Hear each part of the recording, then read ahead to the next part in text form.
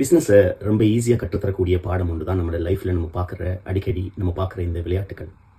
Football மேட்சை சரியாக அவதானிச்சோம் அப்படின்னு சொன்னால், அந்த கிரவுண்டில் எப்படி டீம் ஒர்க் பண்ணுறாங்க, போலை எப்படி தன்னுடைய டீமுக்குள்ளே ஒவ்வொருவருக்கும் பாஸ் பண்ணி சரியான கோலுக்கு கொண்டு சேர்க்குறாங்க அப்படின்னு தான்.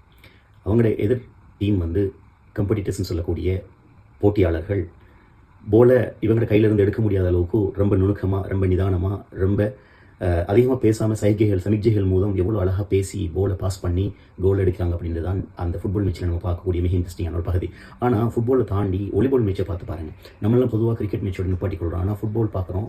அதையும் தாண்டி வாலிபால் மேட்ச் பார்த்தோம் அப்படின்னு சொன்னால், இன்டர்நேஷனல் மேட்சுகளில் கொஞ்சம் அரை மணி நேரம் பார்த்துட்டு இருந்தீங்க அப்படின்னு சொன்னால், சாதாரணமாக விளையாடுற மாதிரி விளையாண்டுகிட்டே இருக்கும்போது கண் மூடி திறக்கிறதுக்கு இடையில் அந்த போல் எப்படி எதிரணியில கூண்டுக்குள்ளே போய் சேருது அப்படிங்கிறது தான் யாருக்குமே தெரியாது. தன்னுடைய டீமில் உள்ள மெம்பர்ஸுக்கு தெரியாது போல் எவ்வளோ குயிக்காக அடிச்சுட்டு எவ்வளோ குயிக்காக ஸ்கோர் எடுக்கிறாங்க அப்படின்னு சொல்லி.